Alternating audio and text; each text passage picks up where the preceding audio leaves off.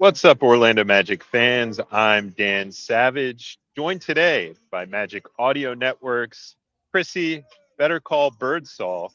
And we're here to discuss the Orlando Magic's matchup against the Washington Wizards on Courtside Countdown presented by Hard Rock Bet. The Magic have won 11 straight outings versus the Wizards and hope to get their 12th straight here tonight in DC. Chrissy, how you doing today? I'm doing well. As you look at this matchup between the Wizards and Magic, what are some of the things that stand out to you? What are some of the things that you're looking to see tonight? There's a lot of things that can come into this matchup. You look at the Magic where they've been 5-5 in their last 10.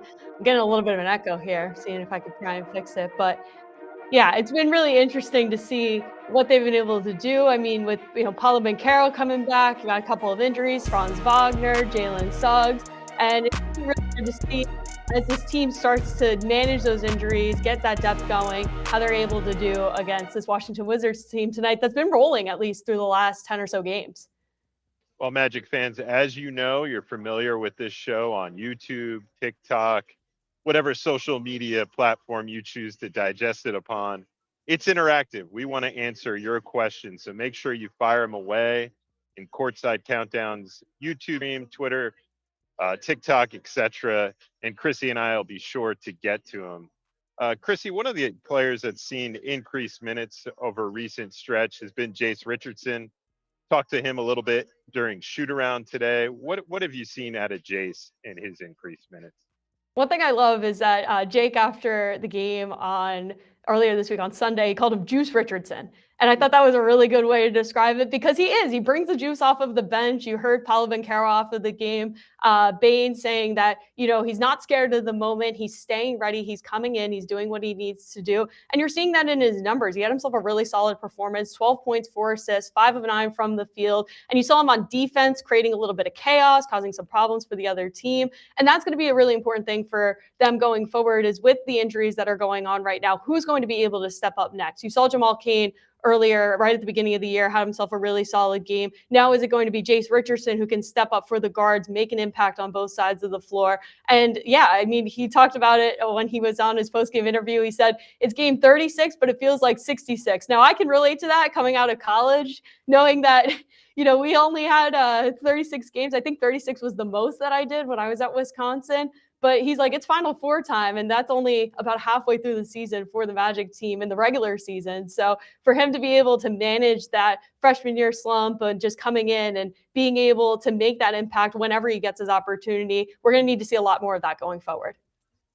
Absolutely. And one guy we want to see continued success from is the guy on camera right now, the Orlando Magic forward Paolo Banchero, who's having himself quite the stretch. And whether you look at his points numbers, rebounds, assists, all those numbers are obviously up. But the stat, Chrissy, that impressed me the most was found by OrlandoMagic.com's Josh Cohen. And I'm going to read it here for the chat to discuss. Paolo's teammates are shooting a scorching 47.3% from three-point range when he kicks the ball out to them this season. That ranks number one in the NBA among the 88 players who've dished out 50 or plus kick out passes that have led to three-point attempts. And to just give that some context, the Magic are also shooting a team best 36.6% from three-point range with Paolo on the floor and a team worst 32% from three-point range with him off the floor. So when you listen to some of the outside voices saying maybe Paolo isn't the greatest playmaker or hasn't done the most from his teammates, the statistics say the exact opposite of that, that he is in fact the most impactful playmaker when it comes to three-point shots. So just something to consider and digest when you listen to some of these national narratives that obviously come from people who don't watch the Magic all that whole much, unlike the fans who are in this chat right now. But Chrissy, what's impressed you the most from Paolo outside of the playmaking in this recent stretch?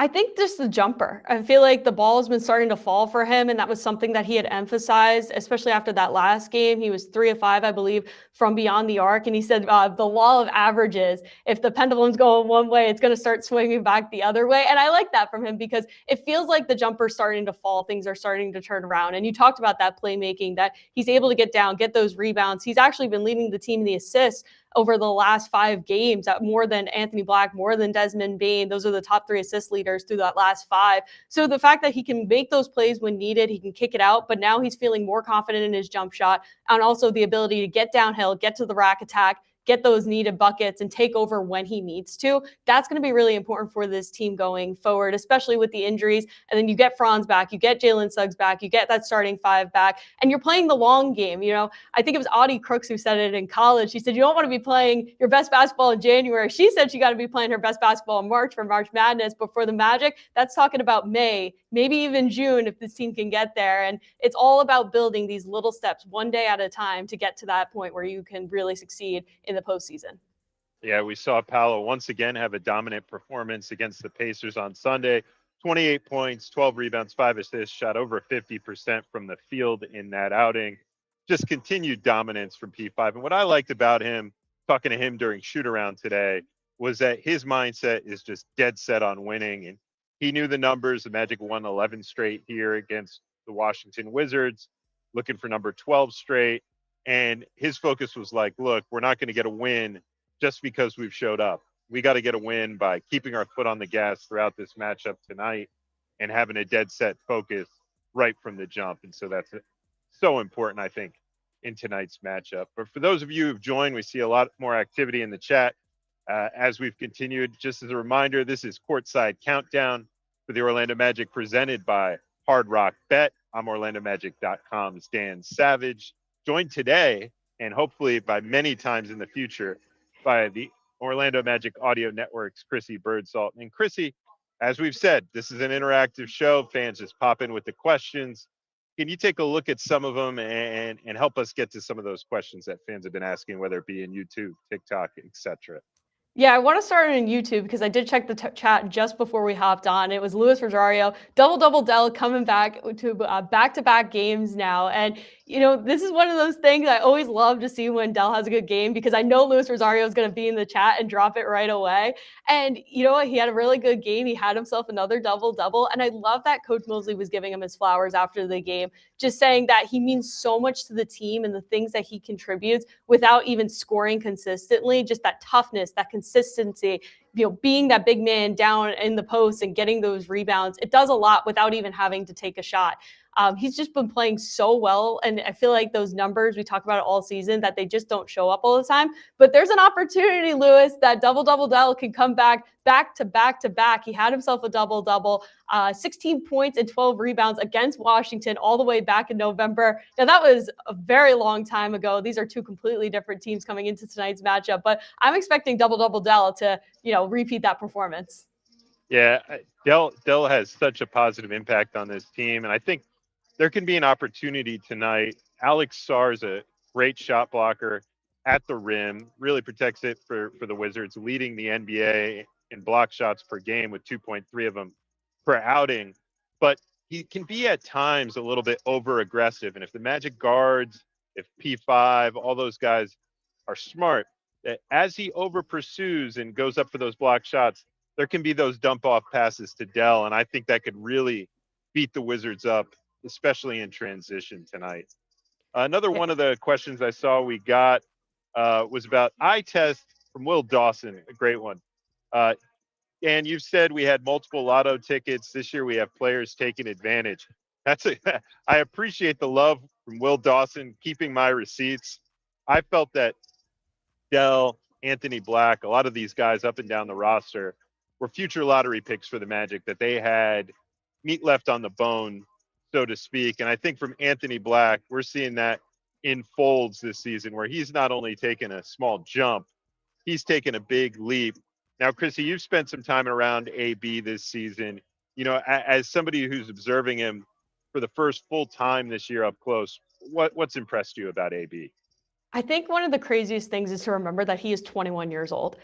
I'm 23. That's like in comparison to think about what he's able to do at his age and just coming in year 3, having a lot of, pressure, trying to live up to the standard that he has. And he's been a great defender through his first 2 years on the Magic, and he's been improving a little bit here and there. But the points and just his confidence, I think that's something Mosley said from the beginning of the year, that his confidence to just go out and attack the basket has been huge to see. And I love the plays that he does. He can go down, he can throw a lob, he can be on either side of it. But I think his playmaking is something that has been a big improvement. And you saw that in that Pacers game on Sunday. Just he knew as soon as he got the ball where he was going with it, whether he was going to pass it off or he was going to take that jumper.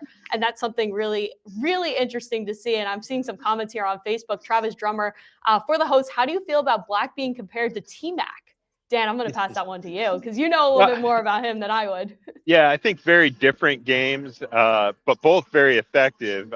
I think where T-Mac, was such a shot creator for himself and so valuable around the perimeter and such as a true unique 3-level scorer. I think Anthony Black, on the other hand, thrives and is at his best when his defense is fueling his offense, when he's really being disruptive defensively, getting downhill and creating for others. Where I think AB has the opportunity to be, an even more high level player is on the defensive end and at the same time a creator for others. And the one valuable thing about AB is he's getting to play around better players than T-Mac ever did during his Orlando Magic stint. So while I think Anthony Black has a high ceiling and is playing some great basketball, we are still a ways away from comparing him to T-Mac, who is, on the Magic's Mount Rushmore, so to speak. Paolo Banchero said on one of the road trips, just with how much his surgence has been from year 1 to year 3, and even just from the beginning of this season to where he is right now, he said he really wondered what that kid's potential is. And, talked about Paolo Banchero, you talked about Anthony Black, the Killer Bees. I'm loving that nickname that's going on for the 3. Desmond Bane is the 3rd, if you weren't aware of the Killer Bees, a graphic that our team put out earlier this week. And those guys, with all of the injuries, they have been carrying the offensive load. Anthony Black, 25 points per game in the last 5. Paolo Banchero, just under 25 points per game. Desmond Bane, 21 points per game. They have been the 3 offensive players, the 3-headed snake, you might want to call it, and just have really been driving that offense. And Dan, I mean, you see when these players start to get back, we're not sure what the timetable is for Franz or Mo or Jalen Suggs, who's been out with the MCL contusion, but we're seeing these 3 guys getting these reps together. How important for that is going to be, especially tonight against this Washington team?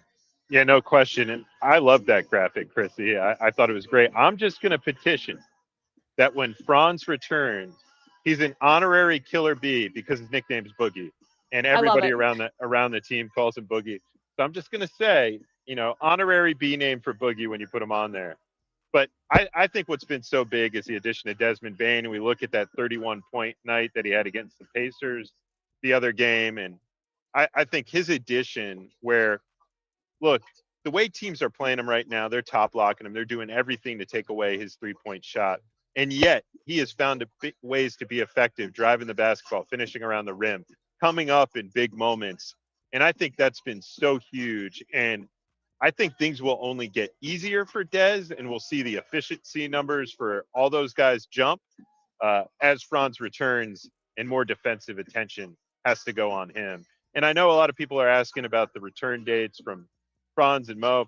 We're continuing to see them ramp up activity, and Mo's doing his what would be considered his shooting slot right now, going around warming up. So that's obviously a good sign. Franz has done more and more in shoot arounds. So just continuing to see progress from those 2, even though they both remain out and we haven't received an official timeline yet. I think from the eye test, things are looking good in that regard. Eye test is always important. And Bane had himself a very solid game on Sunday, 31 points, 6 and 6. Also had a couple of stocks as well, something you love to see. 30 seems to be like a magical number for him. He's got a couple of 37-point games. He has this 31-point game. Something about that DB3 is just really locking in for him. Well, Chrissy, I know we'd love to have you for the duration of the show, but the Magic Audio Network needs you even more than we do. So appreciate you joining us. And hopefully we'll see you here tomorrow on Courtside Countdown when the Orlando Magic take on the Brooklyn Nets in Brooklyn. And Yeah, Chrissy, hopefully talking about a Magic dub. and where can Magic fans listen more of you, Jake Chapman, Brandon Kravitz, and the gang tonight? So the Magic Audio Network will start tonight. Is on 104.5, our sister station that starts at 6:30. Brandon Kravitz will have the pregame show, and Jake Chapman, who you usually see me here on this YouTube live stream with, he will start at 7 p.m. with the tip-off. You can also listen on the Orlando Magic app, as well as the NBA League Audio Pass and Sirius XM. So lots of ways that you can listen to your Magic if you're not able to catch it on FanDuel. But thank you so much, Dan, for letting me come on, and we'll see how they do tonight, and I'll hopefully talk to you tomorrow. Yeah, it will only allow you back if the Magic get a win tonight. So obviously, we're all hoping for a Magic win. Thanks All again, right, no Chrissy. pressure. Thank you. And Magic fans, that's a reminder to keep the questions coming here on Magic Courtside Countdown presented by Hard Rock Bet. I've lost my co-host now, so I need all the questions coming in for you guys. From Rafa, have a feeling Franz and Mo will be back for their big games in Berlin. That's what we're all hoping for. You know, it's so rare that these guys get an opportunity to play in front of their home fans in Germany, and so it would be a shame that either one of them would have to miss it. So fingers crossed that will happen. Unlikely jellyfish. Seems like P5 does better when the offense has some movement rather than watching them ISO. Do you agree? I think there's time and place for both. I think early game action calls for the movement. And when games slow down late in the fourth quarter, you want to see some of that ISO play because it's going to be more of a half court game. And that's what we happen to see more in the playoffs. So I think there's the opportunity for both. I think the ISO plays tend to be better when they come mid shot clock late rather than early in the shot clock, as that being as the first option. So I agree with you. There's a balance to that, in order to have optimal success. Buck Nation, really love watching AB on defense too. His leap's been great to watch, no doubt about it. I think we've all enjoyed watching AB this season. Will Dawson with the comment, Black Bane, Boogie Banchero, beasts. I agree. And that would be a heck of a group because Wendell Carter Jr. is that beast right there, dominating down low. So absolutely agree with that. Buck Nation, Dan, in your opinion, what is the most important thing this needs to improve on this season? That's a great question. I think if you were to talk to Magic head coach Jamal Mosley, it would be making sure the turnovers numbers are good, like they've been in a lot of their stretches where they rack up wins this season. You saw that against the Pacers game where the turnover numbers were low. That led to success.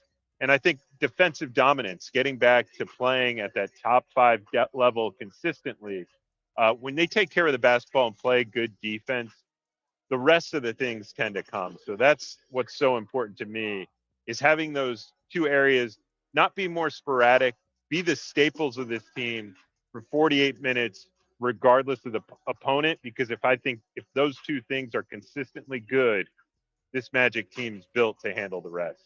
So great question, Buck Nation, because I think those are some areas they continue to focus in on.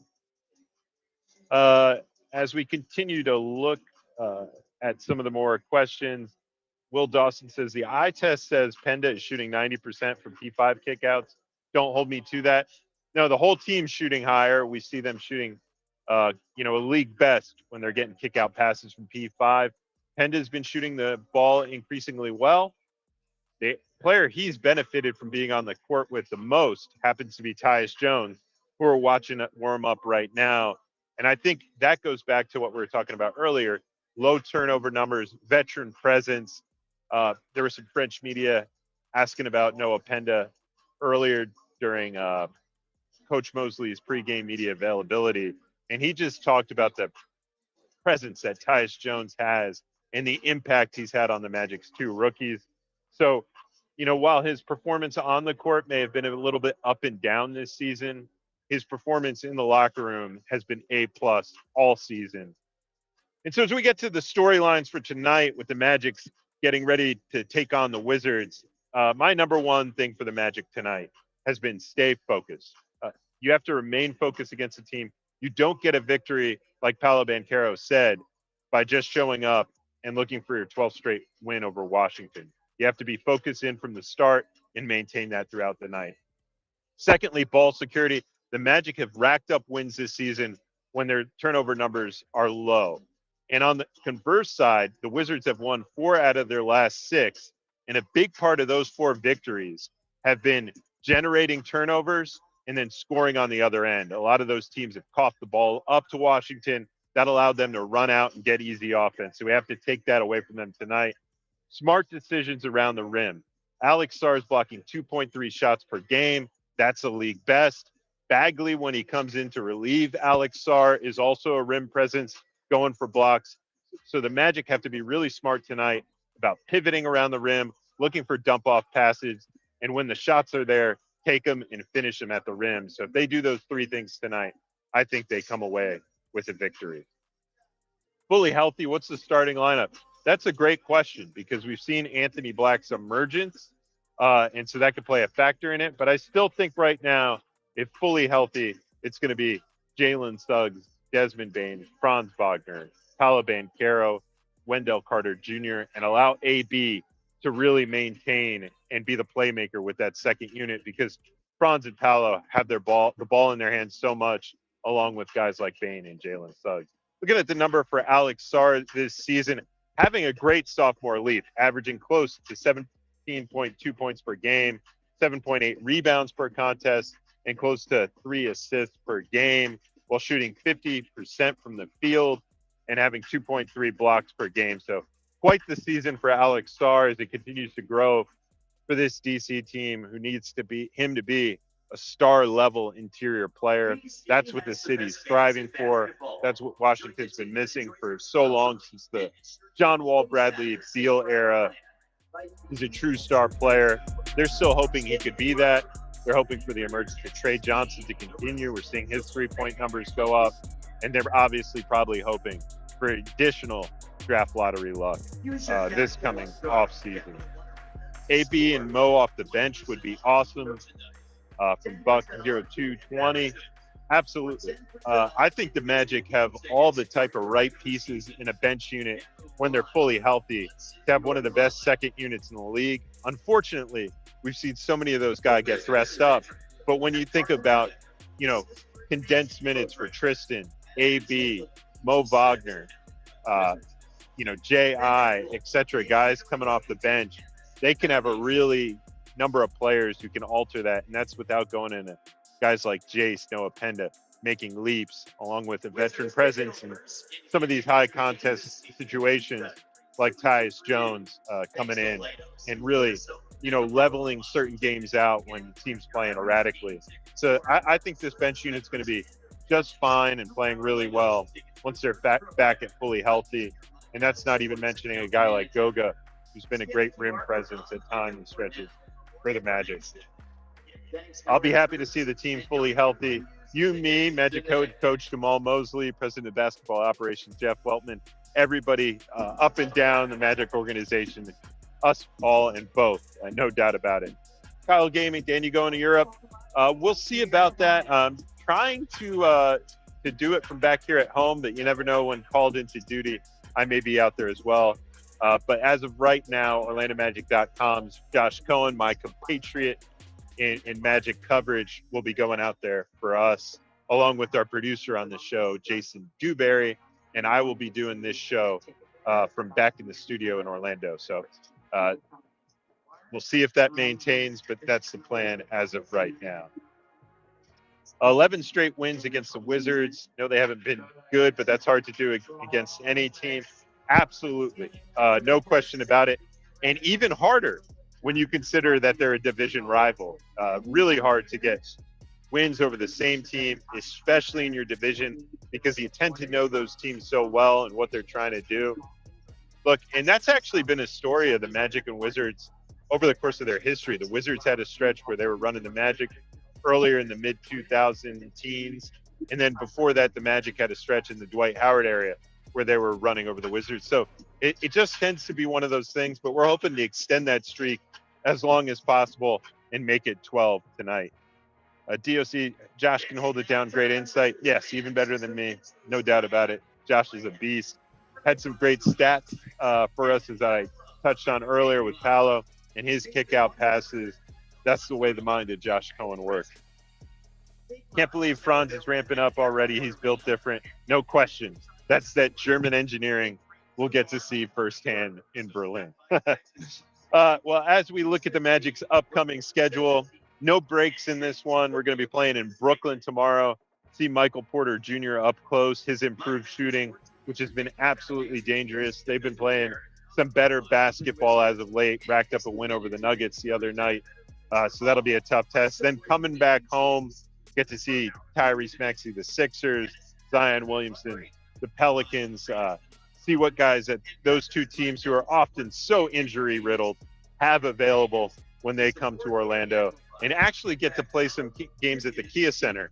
You know, I was looking at the Magic's home record, and they've actually won 10 of their last 13 at home, which is just crazy when you consider that this Magic team hasn't won back-to-back games since early December. So it just shows you that this road schedule has been challenging for the Magic, and that when they get back home and are enjoying some of that home cooking, we may see some of those win streaks continue and rack up some wins at the Kia Center. So hopefully we can get that done. DOC, cool to see some of the banners in a road game. No doubt about it. Neat to do the show from these venues. There's a lot of Magic fans actually here tonight. I'm surprised this early, an hour and a half before tip-off, that their slower bowl has over probably close to 30, 40 Magic fans in the house trying to watch these guys warm up and get autographs and such. Well, Magic fans, that'll do it for tonight's edition of Courtside Countdown. I appreciated all your questions as always, because this show is only as good as you all make it, and you made another great one tonight. For coverage, you're going to want to tune in to FanDuel Sports Network with Dante Marchitelli, Jeff Turner, Kendra Douglas will have the call. Another great Kendra's Corner coming up tonight. I saw a glimpse of it today during shoot-around. That's one you're not going to want to miss.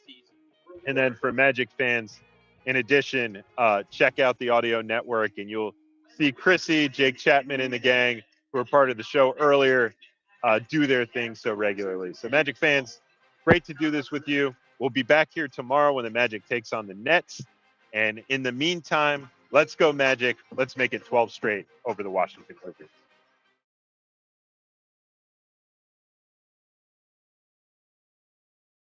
How I break it down just like that.